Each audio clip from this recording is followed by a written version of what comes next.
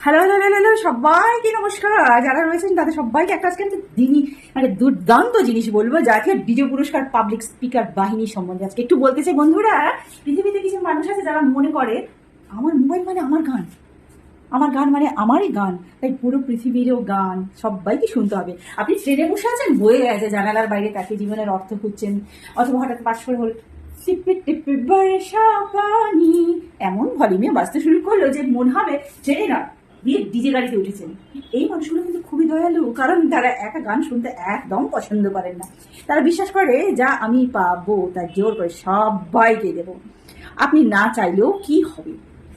আপনার মতামত এখানে পুরোপুরি অপ্রয়োজনীয়, কারণ আজকের অনুষ্ঠানের প্রধান অতিথি যেহেতু আপনি। আরো মজার ব্যাপার হলো এদের ফোনে সাধারণত দুটো জিনিস থাকে না, সেটা হচ্ছে হেডফোন আর লজ্জা। কিন্তু ভলিউম খুব জোর, একদম 100% আছে। হাসপাতালে বসে আছেন, লোকজন প্রচন্ড টেনশন, সবাই খুব টেনশন। হাসপাতালে টেনশনই মানুষ থাকে, একটা রিপোর্টের জন্য কেউ হয়তো অপেক্ষা করছে হঠাৎ। আর এই বন্ধুদের স্বাগত, আজকে দেখাবো 5 মিনিটে কোটি টাকা আয় করার সহজ উপায়। যেন হাসপাতাল না ইউটিউবের একটা বার্ষিক সম্মেলন চলছে।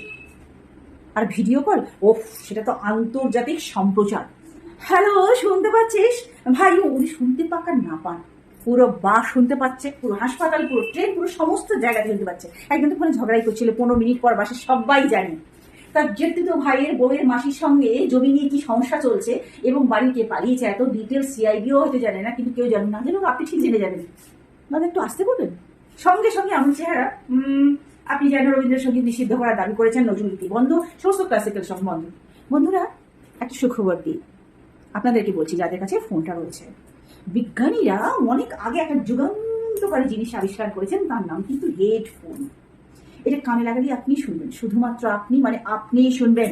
পাশের মানুষকে বাধ্যতামূলক শ্রোতা বানাতে হবে না।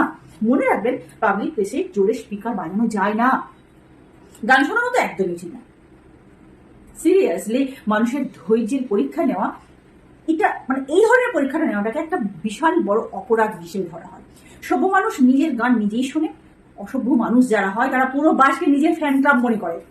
তাই হেডফোন একটু ব্যবহার করুন। আর দেশের প্রতিটি ট্রেন, বাস, হাসপাতাল এবং অপেক্ষা কক্ষকে, মানে যেটা আমরা অপেক্ষা করি, তাদেরকে নিজের মহান বানিয়ে দায়িত্ব নিজের অবসর গ্রহণ করুন। বিশেষ করে অবসরটা এভাবেই নিন, নিজেকে শান্ত রাখুন, নিজের মধ্যে রাখুন। এভাবে সম্প্রচার করবেন না।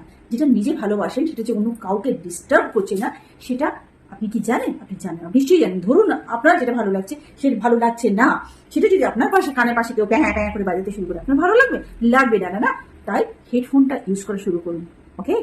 আর আজকের এটা শুনবার জন্য যথেষ্ট ধন্যবাদ। নমস্কার।